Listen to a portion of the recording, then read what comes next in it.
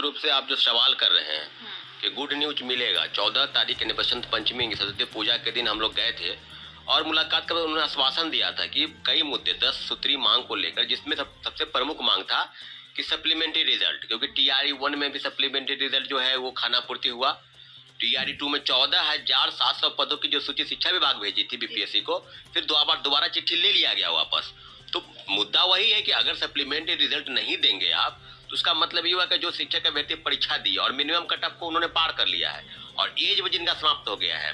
तो 3 तरह की बातें हुई थी, multiple result, drop out student जो क्या ही नहीं ज्वाइनिंग का, तीसरा प्रमुख था कि जो फर्जी वाले हैं, डोमिसाइल सर्टिफिकेट या दिव्यांगता प्रमाण पत्र के आधार पर जो हट जाएंगे, तो इन तीनों पर हम पूरक परिणाम जारी करेंगे। लेकिन शिक्षा विभाग के भेजने के बावजूद बीपीएससी रिजल्ट नहीं प्रकाशित किया और दोबारा चिट्ठी वापस दे गई। सम्राट चौधरी जो बिहार के डिप्टी सीएम स्पष्ट बोले कि नियोजित शिक्षकों के मामले पर हम संज्ञान लेंगे, सप्लीमेंट्री रिजल्ट पर संज्ञान लेंगे। और तीसरा कि एज को बढ़ाने को लेकर, जो 40 वर्ष है जिनका एज समाप्त हो गया है, तो शिक्षक बहाली में टीआरई 2 तक उनका एज था, तीसरे फेज की बहाली में वो अप्लाई भी नहीं कर पाएंगे, तो उसको लेकर अटेम्प्ट 3 बार अटेम्प्ट को लेकर 5 बार करने की बात थी। तो आपको एक गुड न्यूज जो बता रहे हैं कि जो नियोजित शिक्षक है उनके लिए जो रास्ता था कि 3 बार बैठना है परीक्षा में और फेल कर जाएंगे तो नौकरी चली, तो अब जो वार्ता हुई है कि 3 बार की जगह पर अब 5 बार उनको मौका दिया जाएगा। ये आपको भी पता हो गया होगा कि ऐसा हो रहा है। दूसरा कि वो अब ऑफलाइन एग्जाम देंगे। पहले ऑनलाइन पर भी बात था कि जो लोग 55 साल 58 साल के हो गए हैं, कभी कंप्यूटर के बारे में जानते नहीं है, तो कैसे एग्जामिनेशन देंगे, तो अब ये हो गया है दिशा।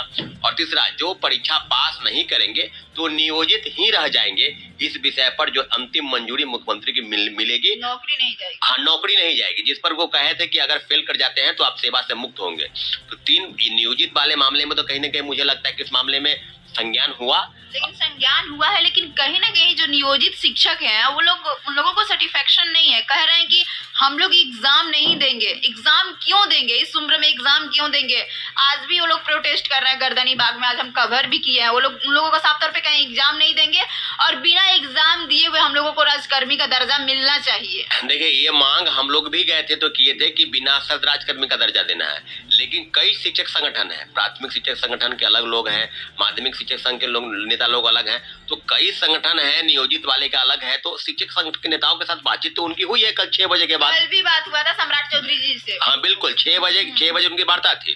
तो 6 बजे वार्ता के बाद वो स्पष्ट रूप से सामने जो आए, तो उसमें ऑफलाइन को लेकर क्या सहमति है या नहीं सहमति है, इसके लिए विवाद हो सकता है हो, लेकिन इतना जरूर है कि बिना परीक्षा दिए राजकर्मी का दर्जा देने की बात पहले से की जा रही थी। लेकिन अगर सहमति बनती है कि आप 5 बार भी एग्जाम दीजिए, ऑफलाइन एग्जामिनेशन होगा, अगर नहीं बनती है सहमति तो इसका मतलब कोई सॉल्यूशन हुआ नहीं, मुद्दा जस के तस रह गया। तो मुझे लगता है कि बिना शर्त राजकर्मी का दर्जा देने के बाद अगर मुख्यमंत्री की तरफ से आश्वासन मिल जाता है, अगर मिलता है, क्योंकि सम्राट चौधरी जी स्पष्ट बोलते थे कि हम परसों बात करेंगे, यानी कल तक वो उन्होंने समय लिया था। सप्लीमेंट्री रिजल्ट पर क्या होगा? आखिर हम लोग इतने दिन से लड़ाई लड़ रहे हैं सप्लीमेंट्री, उसके लिए तो आपने कोई पहल नहीं की। सप्लीमेंट्री रिजल्ट पर लड़ाई, कहीं ना कहीं जो रिजल्ट है, सप्लीमेंट्री रिजल्ट है, उसको दबाने की कोशिश की जा रही है कि ये लोग शांत हो जाए, लेकिन आप लोग भी शांत होने वाले में से नहीं है। बिल्कुल जाहिर सी बात है, टीआरई 1 से लगातार प्रोटेस्ट, टीआरई 2 आपको याद होगा गर्दनी बाग धरना स्थल पर बैठे, गांधी मैदान में बैठे, बीपीएससी का घेराव की धारा 144 लागू था, शिक्षा विभाग गए।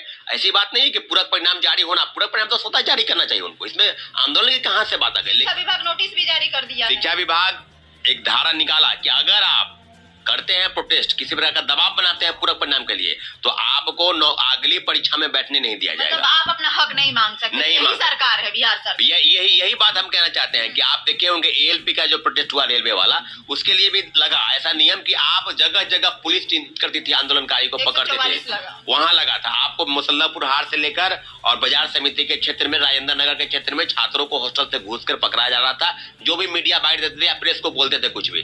तो आप समझ सकते हैं कि शिक्षकों को चिन्हित किया गया, कोचिंग इंस्टीट्यूट को टारगेट किया गया, कई कोचिंग इंस्टीट्यूट के बाहर पुलिस का बैन भी किया गया, पहरा लगाया गया, कोचिंग इंस्टीट्यूट के यूट्यूब चैनल को कई पत्रकारों की गिरफ्तारी हुई।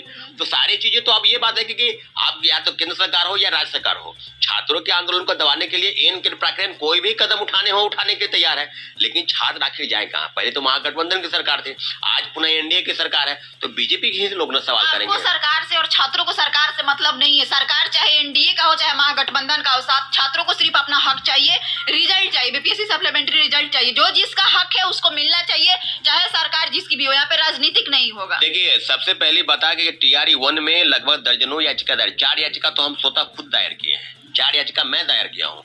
तो आप TRE-1 में दायर हुआ याचिका, TRE-2 में अभी तक इंतजार कर रहे हैं। आपको याद होगा अभी भी मेरे पास जो कॉल आ रहे हैं, कई कॉल आ रहे हैं कंटिन्यू, वो पूरक परिणाम के लिए ही आ रहा है कि क्या होगा आगे। हम 4 दिन 5 दिन उनके बात पर भरोसा किए हैं कि मुख्यमंत्री जी संज्ञान ले लेंगे। अगर नहीं लेते हैं तो पता चल जाएगा कि नहीं ले लिए। एज रिलैक्सेशन को लेकर क्या कहें? बिल्कुल, हमने कहा ना कि आपको एज रिलैक्सेशन के लिए उन्होंने कहा कि 40 वर्ष उम्र खत्म हो गई, जैसे पिछला बार TRE-1 में लोगों को मौका मिलेगा। हाँ, उनके लिए कह रहे हैं मौका मिलेगा, TRE-3 में मौका मिलेगा। लेकिन आपको याद होगा कि 23 तारीख की लास्ट डेट है फॉर्म भरने का, और आज कितना 15 हो गया। तो आप जाहिर सी बात है कि सरकार की तरफ से जितनी भी चीजें होंगी अब आगे हम लोग बढ़ेंगे। अब हम लोग के समक्ष में जो भी चुनौती है वो है कि सरकार के समक्ष ही करना है, लोकतांत्रिक तरीके से ही लड़ाई लड़नी है। तो सरकार के समक्ष चुनौतियों का सामना सरकार स्वतः कर रही है। अच्छा, कुछ लोग ये भी कमेंट कर रहे हैं कि ये लोग सिर्फ ऐसे ही बोलते हैं, अब नहीं आएगा BPSC सप्लीमेंट्री रिजल्ट, उन लोगों को लेकर देखिए कोई क्या बोलता है आपको बताते हैं कि कई लोग सिर्फ वीडियो देखने तक सीमित हैं, उनको ना पढ़ाई से मतलब है। ऐसे लोग सिर्फ बोलते हैं। तो मेरे ऊपर भी अगर 500 कमेंट होते हैं तो उसमें से 10-20 कमेंट ऐसे होते हैं जिसको कोई मतलब नहीं है, तो उस कमेंट पर क्या करना है? कमेंट करते हैं वो लोग कितना बार गए हैं, आयोग के पास कितना बार गए हैं, BJP कार्यालय कितना बस गए हैं, कितना नेता मंत्री के पास गए हैं। अरे भाई उनको यही बात, सिर्फ कमेंट करना। अगर आप बैठ के यूट्यूब पर कमेंट लोगों का भी मनोबल तोड़ते हैं। यूट्यूब पर बैठ के कमेंट अगर आप करेंगे तो इससे क्या होना, हासिल कुछ होगा क्या? लेकिन जो लोग पढ़ाई लिखाई से जुड़े हैं, जिनको नौकरी से मतलब है, जिनको रोजगार की संभावना दिखाई देती है, तो उनको पता है कि मेरी कौन लड़ाई लड़ रहा है। हम यूट्यूब की वीडियो की बात नहीं कर रहे हैं, हम सड़क पर लड़ाई लड़े हैं और लड़ाई लड़ेंगे। जो लोग कमेंट करने वाले हैं उनके लिए एक चुनौती है। BPSC सप्लीमेंट्री रिजल्ट अब क्या होगा, अब क्या हो सकता है? BPSC सप्लीमेंट्री रिजल्ट के लिए हम 4 दिन आपके चैनल के माध्यम से कह रहे हैं, 4 दिन वेट करेंगे।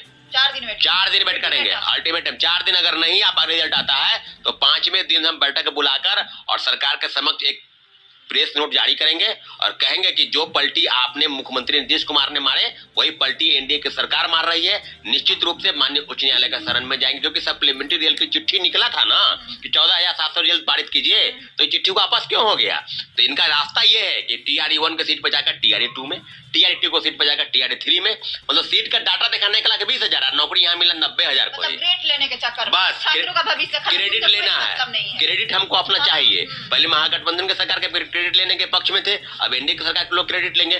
क्रेडिट हमको नहीं मतलब है कौन ले, मतलब ये है कि पूरक परिणाम के लिए आपने जो वादा खिलाफी किया उसके लिए पहले महागठबंधन सरकार, आज एनडीए की सरकार में अगर आपने नहीं जारी किया तो हम यही मान के चलेंगे कि अब आपकी बात पर भरोसा नहीं, BPSC चेयरमैन की बात पर तो भरोसा नहीं करते हैं, अब आपके बात पर भरोसा नहीं करेंगे और हम माननीय उच्च न्यायालय के शरण में जाएंगे और न्याय की गुहार उन्हीं से लगाएंगे, क्योंकि न्याय हमको अंततः उन्हीं से लेना है। छात्रों के हित में क्या कहेंगे? देखिए छात्रों को तो हम यही कहेंगे कि हम भी कई चैनलों पर बोलते हैं, आपके माध्यम से भी, कि लोकतांत्रिक तरीके से कहीं भी लड़ाई लड़ी जाए, ये शिक्षकों की बहाली की बात नहीं है। लेकिन सप्लीमेंट्री रिजल्ट तो आएगा। सप्लीमेंट्री रिजल्ट आपको अगर लेना है तो आपको अगली बैठक जब हम बुलाएं आपको आना होगा और जहां भी केस दायर होगा दर्ज करेंगे उसमें आपको भागीदारी लेने लेंगे, क्योंकि सरकार की तरफ की तो कुछ चुनौती खत्म हो गई। अब तो माननीय उच्च न्यायालय जाएंगे, हाईकोर्ट में याचिका दायर करेंगे। मुझे लगता है कि उच्च न्यायालय में दायर याचिका जो होगी उसी से न्याय की गुहार लगाएंगे। लेकिन इतना जरूरी है कि हम लोग अभी भी सम्राट चौधरी की बात पर भरोसा करते हैं, क्योंकि उन्होंने कहा था, सम्राट चौधरी जी ने ये भी कहा था, वो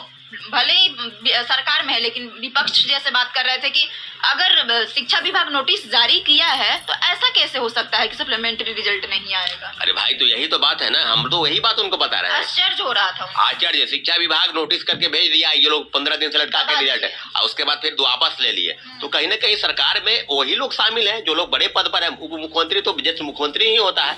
तो आप पूछे ना BPSC शिक्षा विभाग से, पूछवा लीजिए कि क्यों ऐसा हुआ है, या विजय चौधरी से आप पूछवा लीजिए कि क्यों शिक्षा विभाग के वो है।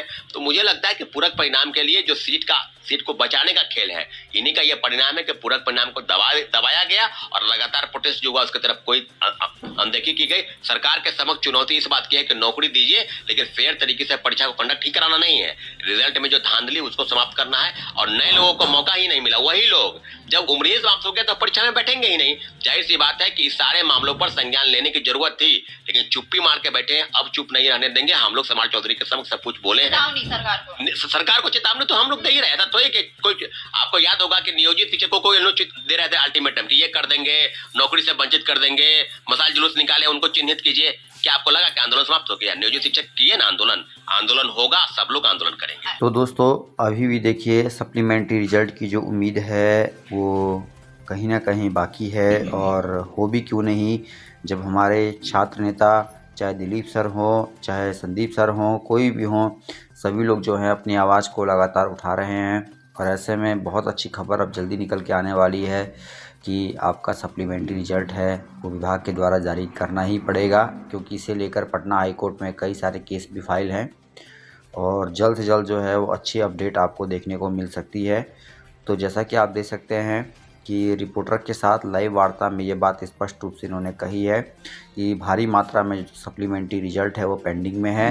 14,000 सीटें जो है वो शिक्षा विभाग की अभी भी खाली हैं और इन 14,000 सीटों पर जो है सप्लीमेंट्री रिजल्ट जारी होने की पूरे उम्मीद और पूरे आसार जो है वो लगाए जा रहे हैं। तो दोस्तों वीडियो पसंद आए तो शेयर कीजिएगा। लेटेस्ट अपडेट के लिए चैनल के माध्यम से जुड़े रहिएगा। धन्यवाद दोस्तों। जय हिंद, जय भारत।